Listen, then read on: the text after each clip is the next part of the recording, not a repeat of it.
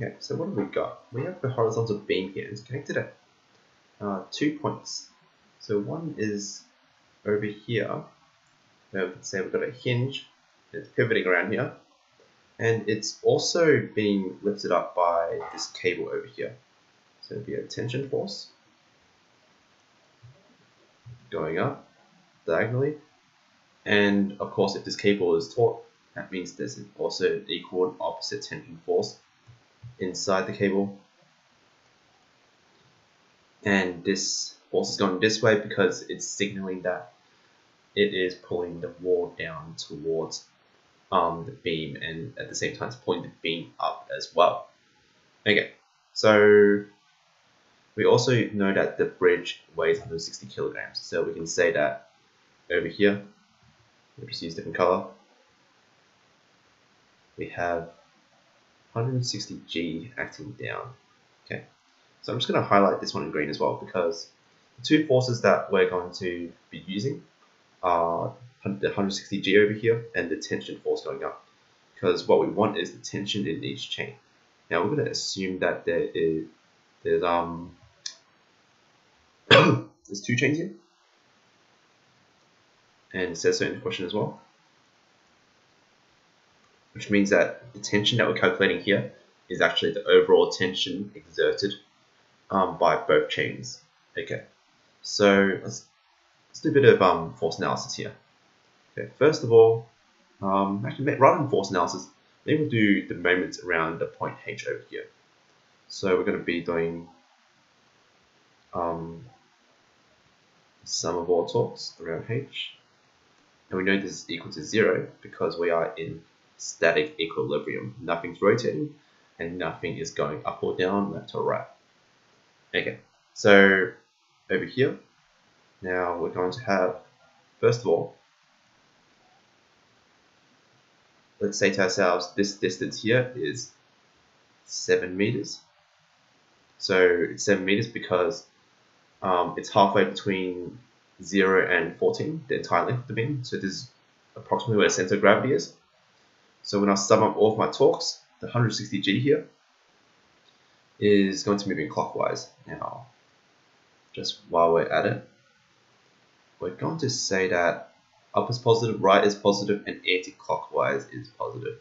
So when 160 G is going this way, it means that going down on the left of H is actually a movement of going anti-clockwise. So clockwise around the point H is going this way. Okay, and so this torque is going to be 160 G multiplied by the perpendicular distance, and that is 7 meters. So this 7 is perpendicular to the force over here. And we also have a tension force. Now, this one's a little bit trickier because it's moving at an angle. Okay. Now, a few ways you can do this.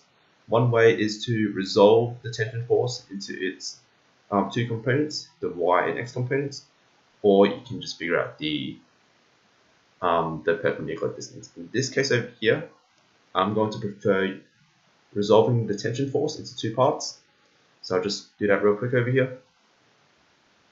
So if this is T, now I know that this angle here must be 70. It's the complement of the 20 over here, because this is a right angle triangle. And the two forces are going to be, oops, just draw a straighter line here. So one going this way, the other one going up. So one in the x direction, one in the y direction. It's a right angle here. Okay, so the bottom one over here is going to be T cos 70. And this one over here is going to be T sine 70. Okay, and the one that we want is going to be T sine 70, because if I draw over here, then you can see that this vertical component actually exerts a torque around the point H. If I use the T cos 70, it's going this way, it's not going to rotate around the point like that. So that means we're going to use T sine 70 here. And since it's going up, the perpendicular distance is going to the left towards H. So distance from H to the point where the tension force is being exerted is 10 over here. And that means we're going to have plus,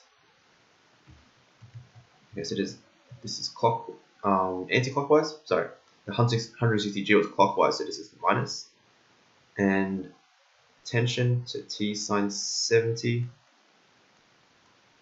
multiplied by the distance, which was 10. Okay.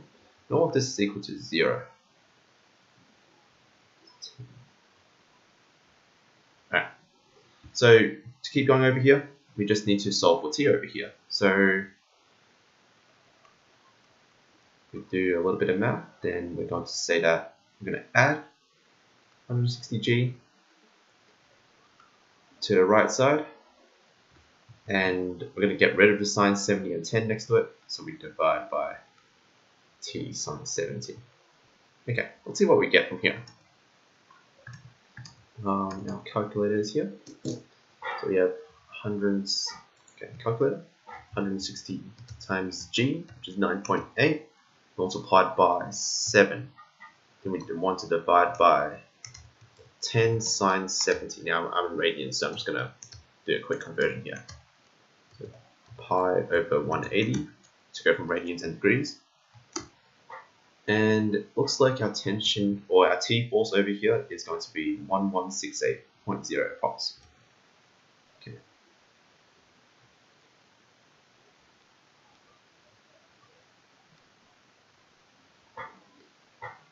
Alright, so if this is your value for the T value here, remember that we're calculating the tension in each chain. So this means that there's going to be an equal amount of tension in both chains, assuming that the bridge is symmetrical here.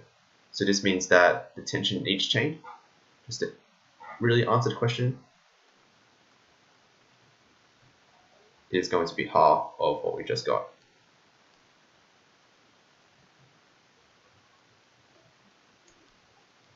Okay, we can just divide that by 2.